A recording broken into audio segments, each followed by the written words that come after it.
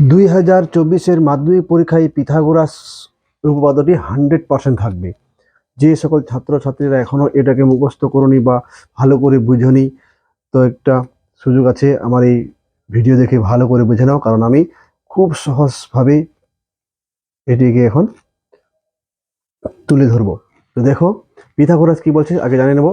Pythagoras বলছে যে কোনো সমকোণী ত্রিভুজের অতিভুজের উপর অঙ্কিত বর্গক্ষেত্রের ক্ষেত্রফল অপর দুই বাহুর উপর অঙ্কিত বর্গক্ষেত্রের ক্ষেত্রফলের সমষ্টির সমান। এই লাইনটা কিন্তু তোমাকে লিখতে হবে পরীক্ষার হলে, নইলে কিন্তু নাম্বার পাবে না। তো আমি সেই লাইনটা বাদ দিয়ে বাকিটা, কারণ ওই লাইনটা কোশ্চেনে লেখা থাকবে, তাই আমি শুধু উপপাদ্যটা করে দেখাচ্ছি। খুব সহজভাবে বোঝার চেষ্টা করো, দারুণ লাগবে। উপপাদ্য কিভাবে করতে হয় সেটা দেখো। তো উপপাদ্য করার ফার্স্ট প্রসেস হচ্ছে, অর্থাৎ ফার্স্ট পয়েন্ট হচ্ছে প্রদত্ত।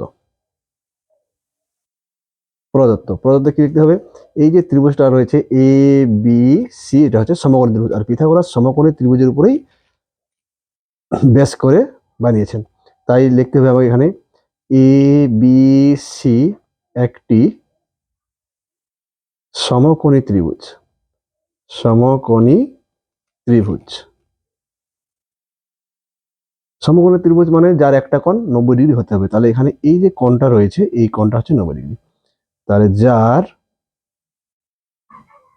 কোণ এ সমকোণ বা 90 ডিগ্রি, 90 ডিগ্রিটাকে বলা হয় সমকোণ। এটা হলো ওর ফার্স্ট পয়েন্ট প্রদত্ত। সেকেন্ড পয়েন্ট হচ্ছে প্রমাণ করতে হবে। যে প্রমাণ করতে হবে যে, তো পিথাগোরাস কি বলেছে? পিথাগোরাসের সূত্রটা মনে রাখলে হবে যে পিথাগোরাসের সূত্রটি হলো অতিভুজ স্কোয়ার ইকুয়াল টু লম্ব স্কোয়ার প্লাস ভূমি স্কোয়ার। উল্টো ভাবে বললে লম্ব স্কোয়ার প্লাস ভূমি স্কোয়ার সমান সমান অতিভুজ স্কোয়ার। তো লম্ব স্কোয়ার আমি এখানে লিখে দেখাচ্ছি সূত্রটি। পিথাগোরাসের সূত্র হচ্ছে লম্ব স্কোয়ার প্লাস ভূমি স্কোয়ার সমান সমান অতিভুজ বা অতি স্কোয়ার সংক্ষেপে। তো এবার এই বাংলাটা কিন্তু তোমরা পরীক্ষা হলে লিখবে না। কিভাবে লিখবে তোমরা? লম্ব, লম্ব মানে মনে রাখবে যে ত্রিভুজের তিনটা বাহু থাকে, ত্রিভুজের তিনটা বাহুর মধ্যে দিয়ে সবচেয়ে ছোট, দেখো এ আর বি সবচেয়ে ছোট, তাই এ বিটা হচ্ছে লম্ব। তাহলে লম্বর জায়গায় লিখবে এ বি। তোমরা কিন্তু এই লাইনটা লিখবে এ বি স্কোয়ার। ভূমি, ভূমি হচ্ছে যে বড় না ছোট না মিডিয়াম, তাহলে এ সিটা হচ্ছে ভূমি, তাহলে এ সি হলো ভূমি। আর অতিভুজ হচ্ছে যে সবচেয়ে বড়, বি আর সি সবচেয়ে বড়, তাই বি সি স্কোয়ার। এটাকে তোমরা ঘুরিয়ে দিতে পারো, মানে বি স্কোয়ারটা বি সি স্কোয়ারটাকে আগে লিখতে পারো, এটা পরে লিখতে পারো, এজ ইউ লাইক। এই লাইনটা কিন্তু লিখবে না, এটা তোমাদের বোঝানোর জন্য দেওয়া হলো।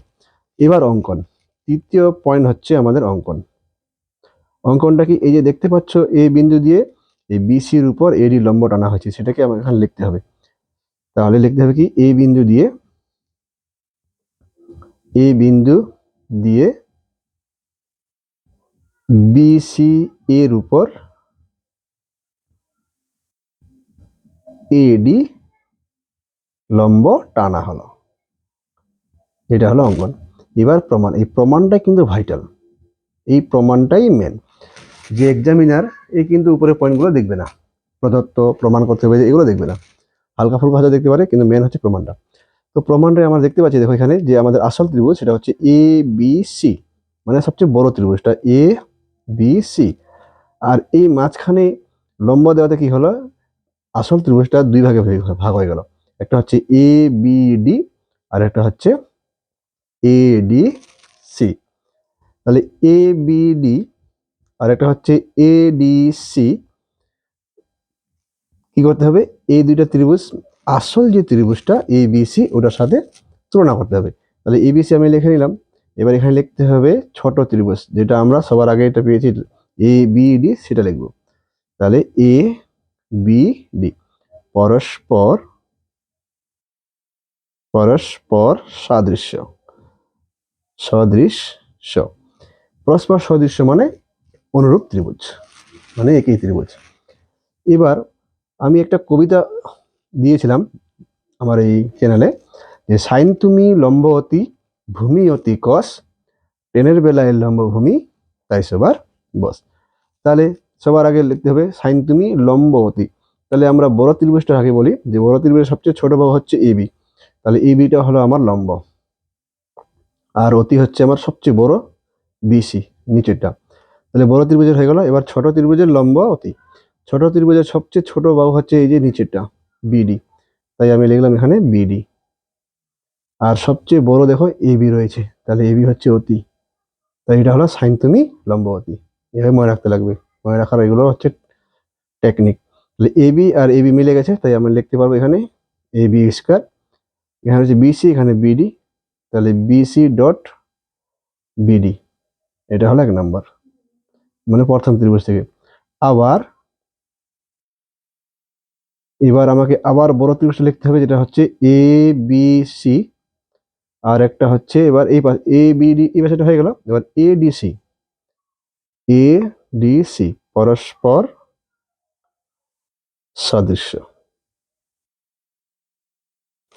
তাহলে এবার কি করতে হবে, এখানে যেমন সাইন তুমি লম্ব অতি গেল, এখানে ভূমি অতি কস, ভূমি অতি কস। তো বড় ত্রিভুজের যেটা সবচেয়ে ছোট হচ্ছে লম্ব, সবচেয়ে বড় হচ্ছে অতি, তাহলে মিডিয়ামটা হচ্ছে ভূমি, তার মানে কি এসি। তাহলে এখানে লিখতে হবে এসি ভূমি অতি, অতি হচ্ছে বিসি। এবার ছোট ত্রিভুজটা দেখো, এটা হচ্ছে মিডিয়াম, তাই ওটা হচ্ছে ভূমি, আর সবচেয়ে বড় দেখো এসি, তাহলে ওটা হলো অতি। তাহলে এবার আমি পেয়ে যাচ্ছি AC AC, AC square, BC আর এখানে ডিসি, তাহলে বিসি ডট ডিসি, এটা হলো 2 নম্বর। এবার কি করতে হবে, 1 নম্বর আর 2 নম্বর সমীকরণ যোগ করতে হবে। যেমন দেখো এখানে এবি আছে স্কোয়ার, তাই আমি লিখলাম এবি স্কোয়ার।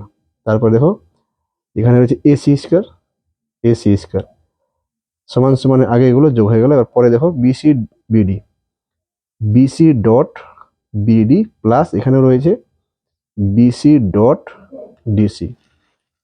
এবার কি করতে হবে, এটা তো এটা মিলে গেছে এ বি স্কোয়ার, দেখো এ বি স্কোয়ার চলে আসছে, এটা এসি স্কোয়ার, দেখো এখানে এসি এসে চলে আসছে, শুধু আমাদের নিয়ে আসতে হবে বিসি স্কোয়ার। তাহলে এবার এখানে দেখো বিসি বিসি মিলে গেছে, তাই আমি বিসি কমন নিয়ে নিলাম, তাহলে কি থাকলো বিডি প্লাস ডিসি।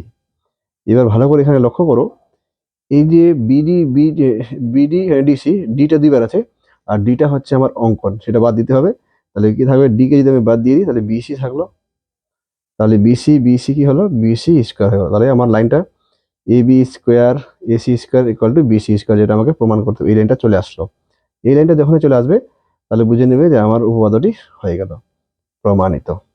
তো বন্ধুরা, এই অঙ্কটি কিন্তু থাকছেই পরীক্ষায়, অতএব ভাবনা চিন্তা না করে ভিডিওটি বারবার দেখে প্র্যাকটিস করে আয়ত্ত করে নাও। ধন্যবাদ।